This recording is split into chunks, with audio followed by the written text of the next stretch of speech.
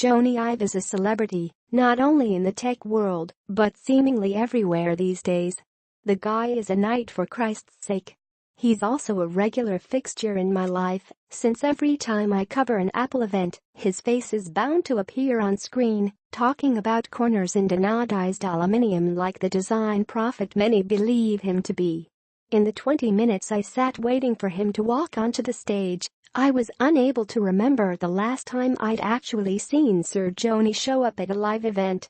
And here I was about to experience that very thing.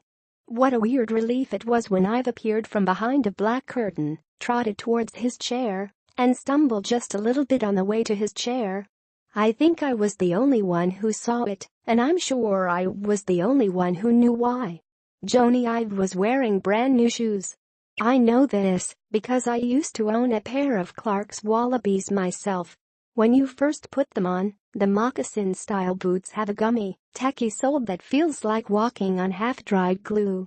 And I know that Ives were new because there was hardly any dirt on the bottom or wear on the sole. They looked crisp, like he'd pulled them out of the box and put them on just before stepping on stage. Ive also wore socks, as one does. They were blue, but not a dark blue or a light blue. I guess I'd just call them blue. His t-shirt, on the other hand, was decidedly light blue and his pants, that were most definitely white, the same color as his ceramic Apple Watch, the new one.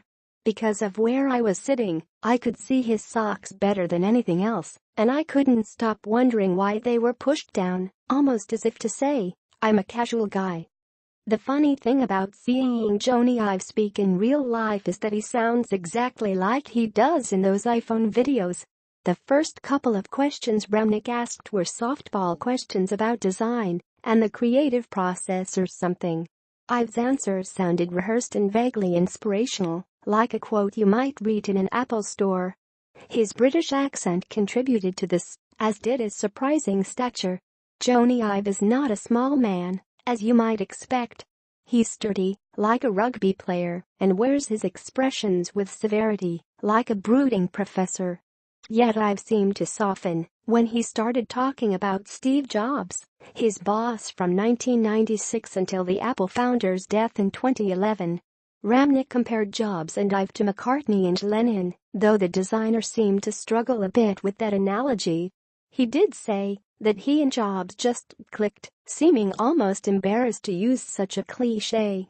According to Ive, the two enjoyed a fundamental, almost pre-verbal understanding when it came to designing products, which left me wondering who he confides in now.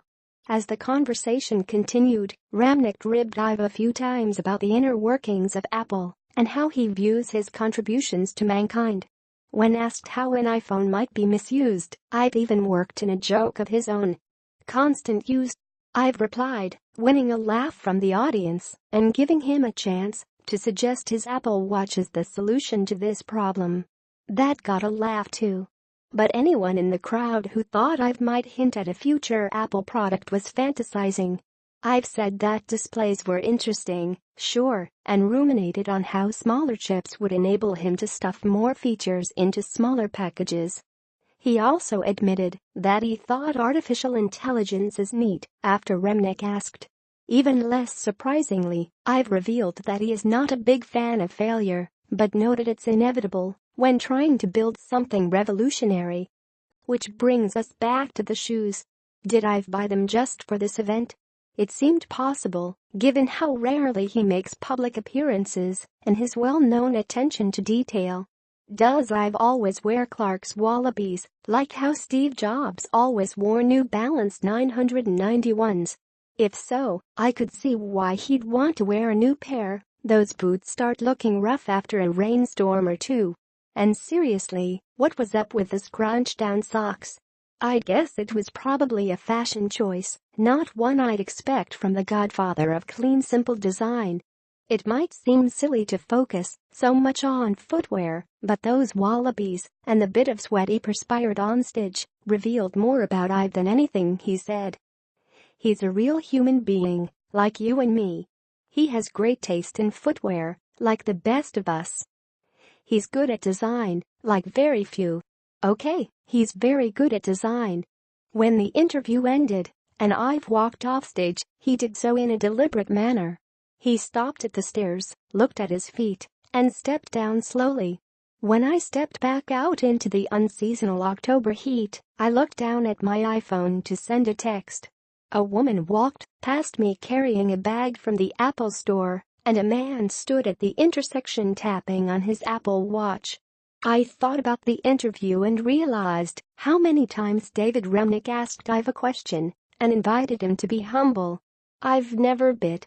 He'd meander his way back to discussing the search for perfection, the quest to build things with paramount utility that not only worked well but looked great. And in looking around my world, I realized once again how Jony Ive, along with Steve Jobs and an army of geniuses in Cupertino, has managed to create a series of products that are as ubiquitous as the shoes on our feet. No wonder Ive's not so eager to be humble. He's still human, though,